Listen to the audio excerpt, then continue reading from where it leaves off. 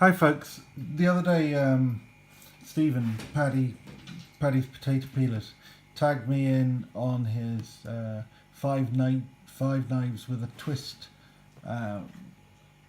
video, and what it asks for is to put up 5 knives, but they're not my 5 best or my 5 most carried, but 5 in 5 categories, and they are my Grail knife, a performer, a tank knife, a shocker, and an overall best knife.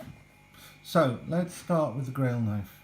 Now I could follow Paddy and I can't remember the chap that referred him. They both picked the 940 as their Grail knife, and I could easily put the 940 as my Grail knife. It's a fabulous knife. It works really well, but it isn't my Grail knife. Now, this isn't either, but it's part of the story.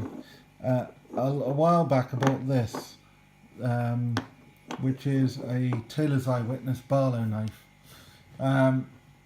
Very old pattern made by a company founded in 1830 something.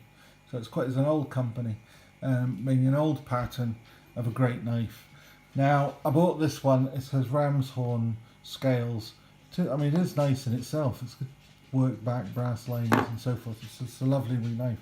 But this one was half the price of the one that I really liked, but I couldn't afford it. And it became my Grail knife, and I hoped I would be able to buy it one day. Well, last August for my birthday, my wife bought it for me, and this is it. Again, it's a Barlow knife. It's actually made by the same person, Lee White, same company, Tailor's Eyewitness. And again, it has the incredible worked, file worked back, brass liners, black fibre or G10, I'm not sure, liners, and mother of pearl. And it's the mother of pearl just does it for me. I mean, it's just beautiful, wonderful thing. And this was my Grail knife for a long time. And as I say, my wife bought it for me last year. So that is number one on the list. The second knife is the Performer. Now, this was a very difficult category to decide, because I've got some. I mean, the 940 could have come straight back out. The Manly Wasp might be the obvious choice in many ways. S90V blade. It's just practical in every sense of the word. Maximum UK legal size. Max. Spring back, it'd be great. I could have gone for a traditional sodbuster, a large sodbuster, small calf sleeper sodbuster, bone handles, very nice. Nearly won it is this, which is the Arthur Wright pruner. This is a remarkably, surprisingly useful knife. I'm not a gardener, so it's not really a pruner, but it's great for opening packages, great for cutting string and stuff like that. And I reach for that often, doing it almost every day. Equally, it could have been my little quiet carry, the West. This is a great little knife to carry in the UK. It doesn't shock anybody, but it's got a great working D2 steel blade. But no, the one I've gone for, and this might be a surprise because it's perhaps an odd choice, but because it's not an expensive knife or anything else. This is the Victorinox Pioneer X. Now, as a performer, this knife gets used very, very frequently. I carry it in my bag along with. I usually have a knife that's just a knife blade, but I also usually have this in my bag because it has a perfectly usable blade, but I rarely use the blade. But it has things like a bottle opener. But most of all, and what makes the Pioneer X an X rather than just a Pioneer, is that it has in the middle there scissors. And scissors are a really useful thing to have on a knife. So I use that in the bottle opener mostly. I rarely use it as a knife because, as I say, I usually have a knife handy as well. Now, the shocker. Sorry, the tank. Now this was an easy one. I mean, I do have knives that could fall into the tank category, the proper countless numbers of sod busters, and so forth. Even the 940 could possibly fall in that, but none has stood the test of time like this one. I bought this knife in would have been about 1974 from the stores what Paddy and anybody who's ever served in the Navy would know as Pusser's stores at HMS Claverhouse, which is a concrete frigate or a shore establishment in Edinburgh, or at least it was. It's not there anymore. It's been handed over to the army. And this is what's known as a Pusser's Dirk. These were issued to the to Navy personnel from about 1939 through to the early 80s. Now, I was only 8 when I bought mine, but I was a sailor, dinghy sailor at the time, and I just got my dayboat certificate. So I went and bought myself a knife with my birthday money, and I believe it cost me 78p. I may be wrong, but this knife is a tank. I mean, there's no getting away from it. It is made of steel. The handles are made of steel. The marlin spike is made of steel. The screwdriver on the end is made of steel. The bail is made of steel. The blade, I don't know what sort of steel. It's a stainless steel. The only identifying marks on it, the word Meissen, no cross swords. This is Meissen of Sheffield, not Meissen of Dresden, and the number 21306, which is the pattern number for these knives. But there were many manufacturers made them. The company called Knoll still makes them. The difference is that they now have plastic scales rather than these metal ones.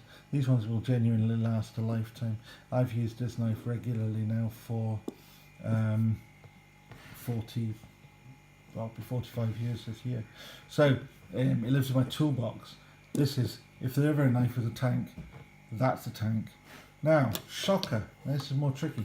Normally I would think of as a shocker as something which was surprisingly disappointing. Well, this was surprisingly disappointing. This is Furagear. I don't know what it's called. Furagear. It's supposed to be D2 tool steel. Maybe it is, maybe it isn't. But what really upset me about this one is, I mean, the build quality is so-so. It runs on bearings. If I wanted to cripple, it would flick quite well. What is amazingly bad about it, though, is the blade centering. And I'm not sure if I can even show you this, but I will try. Now, as it shuts, take my fingers off, but you know, in the name of art, it's so far off to the side, it sounds like a pair of scissors when you shut it. Sounds like a pair of scissors when you open it as well. But particularly when you shut it. Let's see if I can show you that again.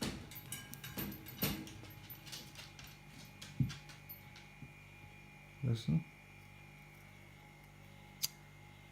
Like a pair of scissors. Anyway, that's not my shocker. I couldn't put that in any list because it's just so horrible. It's the worst knife I've ever bought, and I would send it back, but I'm not sending it all the way back to China. Not for $20 anyway. So, this is what's going to be my shocker, because I bought this because I thought it just looked pretty, but it's turned out to be such a practical, useful knife. It is too long to be UK legal, and it has a liner lock. So this will be considered a seriously offensive weapon if I took it out in public.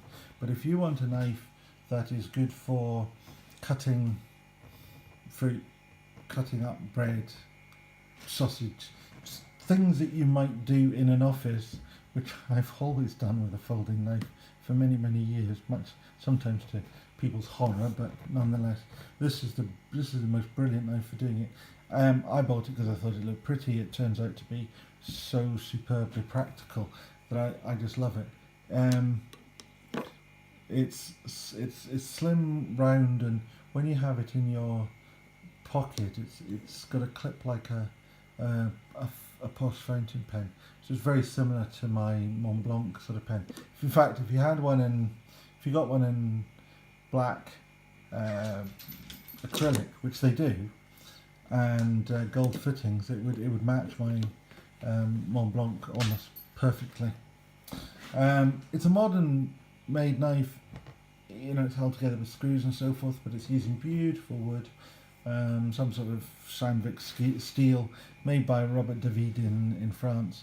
They have a website. You have 101 different options for woods, filing and so forth. But I bought this one from Heine Haynes, so I had to choose from, you know, a range of 4 designs or something that they actually stock.